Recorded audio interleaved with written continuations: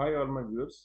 तो आज हम करने वाले हैं दो questions that I have taken from FIITJEE assignments of the module work for energy. Question 14 देखते हैं पहले।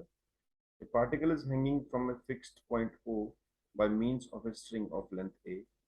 There is a small nail Q in the same horizontal line with O at a distance B. मतलब कह रहा है कि एक particle है जिसको किसी O पॉइंट से हमने कर रखा है और इसके सामने किसी डिस्टेंस पे एक और नेल है। तो डिस्टेंस दे रखा है इसमें A बाय, और ये पूरा जो है find the minimum velocity with which the particle should be projected so that it make a complete revolution around the nail without being selected. तो कितनी कम से कम स्पीड दें इसको कि ये नेल के राउंड घूम जाए। ऑब्वियसली जब ये यहाँ पहुंचेगा, नेल है तो ओ के राउंड जा नहीं पाएगा, इसके पास जाके बस इस पे लपट जाएगा। तो हमको यहाँ स्पीड देनी है।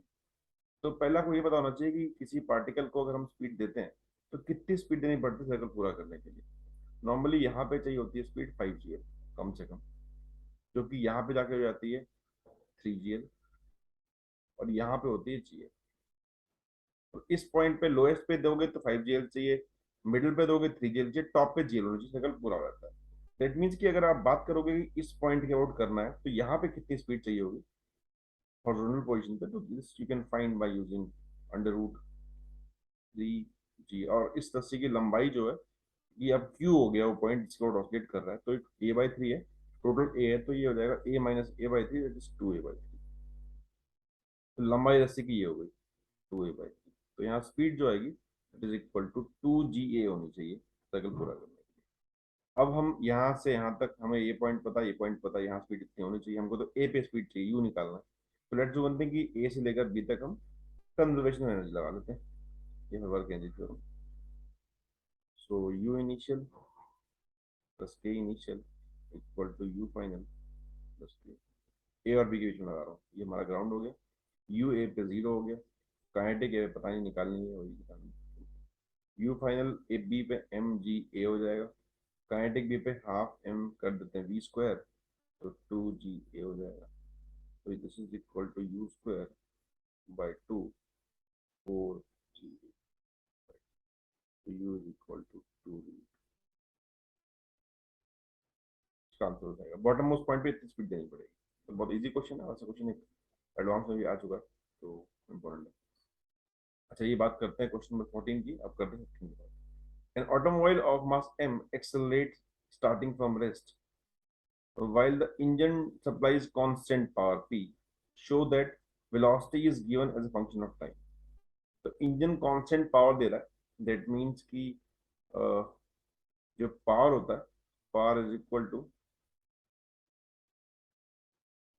Work done upon time. Work done equal to power into time. Work done जो होता है लगने वाली फोर्सेस का, वो होता है के फाइनल माइनस के initial by work energy theorem, engine kinetic energy. Initial तो जीरो ही है बिकॉज गिवन है कि स्टार्ट रेस्ट से कर रहा है, तो के फाइनल हो जाएगा half mv² equal to pt and v equal to 2pt by m। तो ये बहुत सिंपल है, फर्स्ट पार्ट सिंपली आ गया। सेकंड बोला position. Let's do one thing, हम बी के वाले पुट कर लेते हैं dx/dt। v is equal to dx/dt, और dt को ऊपर ले आते हैं, this is equal to 2p by m t into dt।